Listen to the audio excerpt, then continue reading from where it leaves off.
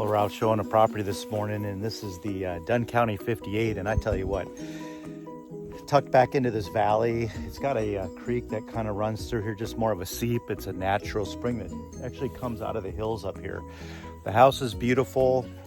The flora, the fauna, the colors, the smells, this is like everything you would want in a country setting. And we just reduced the price to $725,000. So you get 58 acres, a custom home, beautiful setting, and this area is known to put out some Boone and Crockett quality bucks. So if you guys are interested in a fantastic deal, I mean, do the math. $6,500 per acre against 58 acres. I think that comes to like $377,000. Subtract that from 725 and you do the math. I mean, it's a deal that you're just not going to find often. So hopefully I did my math right. Great deal.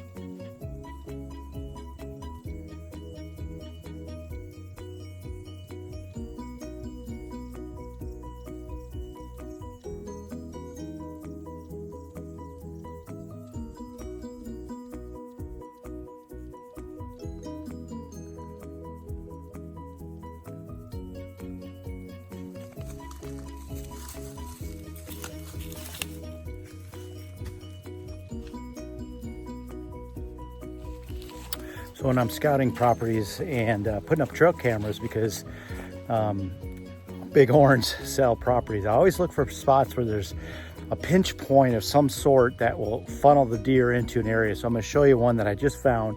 It's a classic pinch point, and I got a camera on it. Okay, so right down here, that's an open field.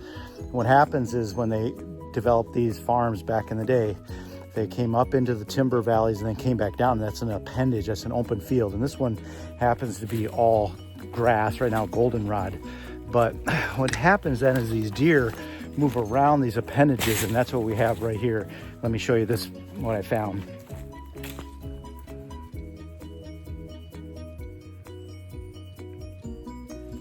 Okay, so here's one trail right here that's coming down off the ridge. There's a little bit of a bench here. They're coming around this high point right up there, and they come through the easy spot about 3/4 of the way down, and then they travel up the valley. But then here's another path right here, which comes around the tip of this field that I showed you. So they're coming off that ridge, they're working around here, and they're working up through. So what I did is I took advantage of that, and I put a camera right there on that tree. Right there is a camera. So I got them coming here, I got them coming here, and I've got them coming down through here as well. So multiple ways for these deer to get their picture taken.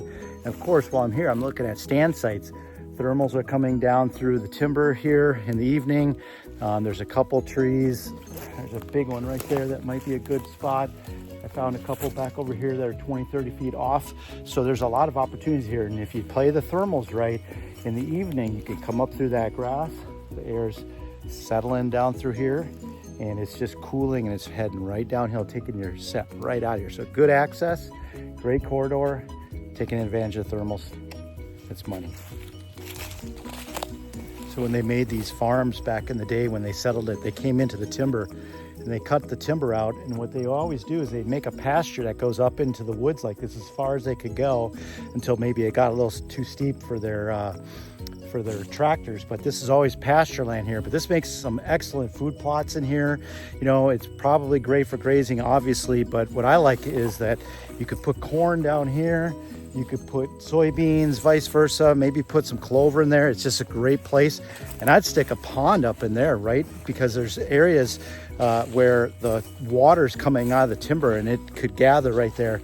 Perfect spot for a little pond. And then you've got the trifecta.